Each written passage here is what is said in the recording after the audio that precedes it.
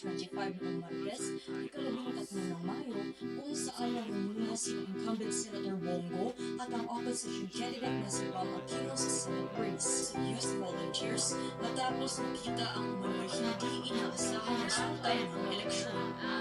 So, nais na namin magpasalamat sa peers yung nag-ikot kahapon at ngayong araw na ito. Maraming mga kabataan ang talagang pinusyuta. That's our screen. Dun sa kabila. Yung computer. Ha? Pero bakit ganito yung ano? Hindi po siya.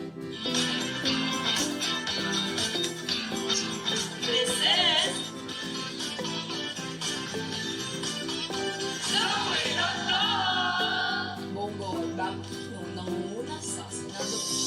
At artista manalo na ang Miss Universe Philippines 2025. 5, 4, 3, 2. Magandang umaga sa mga boss nito sa SC Checks. Sa CCTV footage ang apat na By Pidging. And life happens lang talaga and I'm sure marami sa audience natin ang nakaka-relate dito. At syempre, kaya naman mga